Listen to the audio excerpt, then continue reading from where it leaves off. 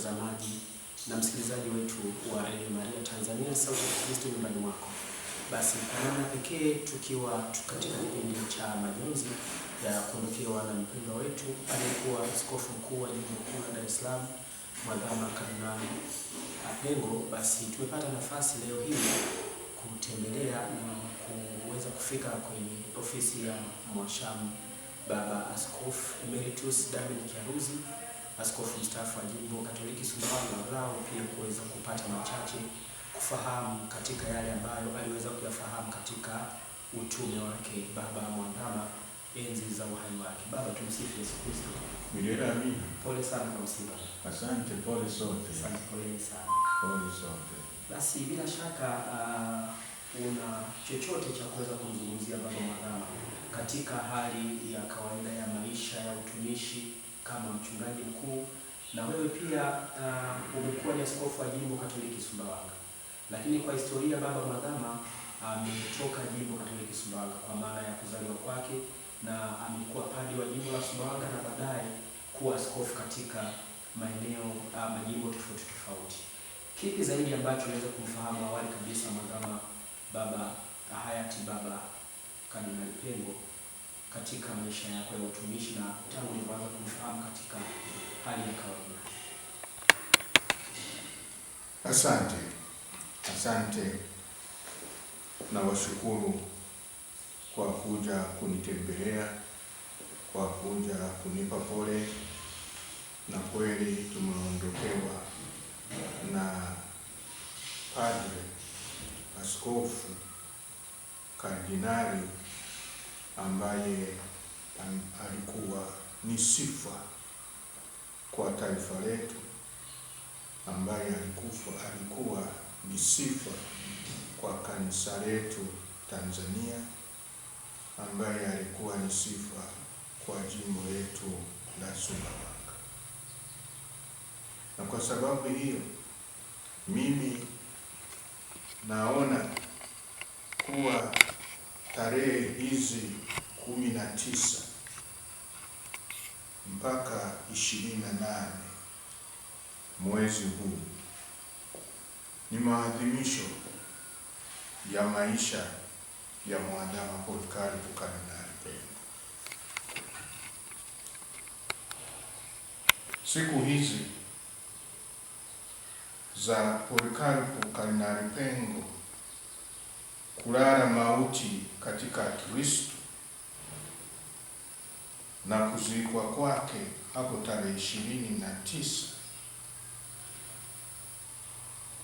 ni lazima tujilinde tusije tukahuzunika kama na wengine wasio na matumaini. Hayo ni mafundisho ya mtume wa mataifa Paulo kutoka katika barua yake ya kwanza kwa Wathesalonike sura ya 4 aya ya 13. Kutokana na uaminifu wake katika kuishi na kufanya utume wa upadre na uaskofu, tunayo sababu ya kuamini kuwa Mungu atamweka pamoja na Kristo, kama Paulo anaendelea kutufundisha katika barua hiyo hiyo kwa Wathesalonike sura ya 4 aya ya 14. Kwa hiyo, kwa imani siku hizi ni za kuadhimisha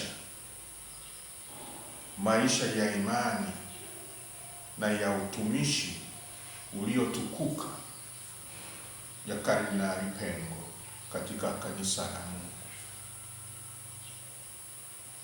Wapendwa,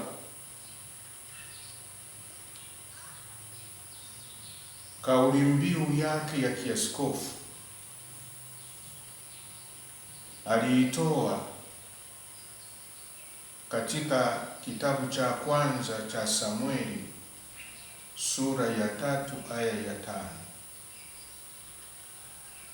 na kutoka kwa Waebrania sura ya 10 aya ya 7. Kutoka kwa Samueli ni maneno haya: mimi hapa Bwana, kwa kuwa umeniita. Na kutoka kwa Waebrania ni maneno haya: tazama, nimekuja niyafanye mapenzi yako Mungu. Niliishi na kufanya kazi ya kulea mapadri wa kesho pamoja naye katika seminari kuu ya Segerea, Dar es Salaam. Kwangu mimi ilikuwa wazi kuwa majitoleo yake yalikuwa ni mwitikio kwa Mungu kwa wito wake kama padri, na alikuwa anatimiza majukumu yake kwa utii ulio hai kwa yule aliyemuita.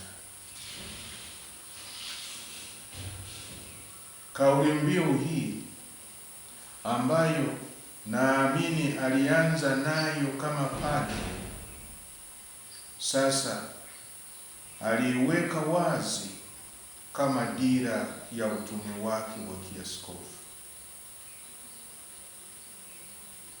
Mtume Paulo katika barua yake ya pili kwa Timotheo anasema, namjua yeye niliyemwamini. Sura ya 1 aya ya 14. Imani iliyokuwa inamsukuma aishi na kufanya utume kwa bidii ilionyesha kuwa alikuwa anamjua Yesu kikamilifu. Alikuwa anajua upendo wake na huruma yake. Kwake Yesu kiimani hakuwa mkombozi binadamu ambaye alikuwa ni Mungu, ambaye aliishi miaka ile 2025 iliyopita, lakini kwake alikuwa ni Yesu ambaye alikuwa anaishi sasa hivi. Imani yake kwa Yesu ilikuwa hai, ilikuwa kubwa.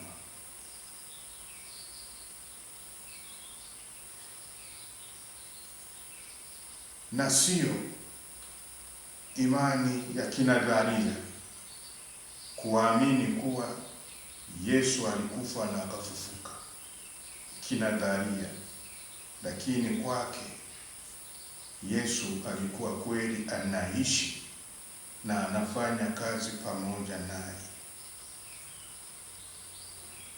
Kwa kumjua Yesu hivi, ambaye kutokana na upendo wake na huruma yake alikufa kifo cha msalaba kwa ajili ya wokovu wa watu, Baba Polycarp Pengo kwa kuiga fadhila hiyo alijitoa kikamilifu kwa ajili ya watu aliyokabidhiwa. Kwa hiyo tunapaswa kumshukuru Mungu kwa neema alizomjalia mtumishi wake Kardinali Pengo, na tunamshukuru na yeye hata kama amekwisha tuondoka, kwa kushirikia, kwa kutumia kikamilifu neema hiyo ya Mungu, karama hiyo aliyojaliwa na Mungu ya kufanya kuishi upadre wake, kuishi uaskofu wake kikamilifu siku zote za maisha yake, akiwa mtumishi mwaminifu, analinda imani kwa kulinda yote ambayo mwana wa Mungu alikuja hapa duniani kuyafanya, kulinda ipasavyo mafundisho yake, kulinda istahilivyo maadili yatokanayo na Injili yake, na kutaka wote wanaomwamini waishi imani ya kweli, imani ambayo ni ya mitume, imani ambayo inaendelezwa sasa na kanisa lake moja takatifu Katoliki na la mitume. Ni kwa njia hiyo nasema tunaadhimisha maisha ya mtumishi wa Mungu Baba Polycarp Kardinali Pengo, na raha ya milele umpe e Bwana, na mwanga wa milele mwangazie, apumzike kwa amani. Amen.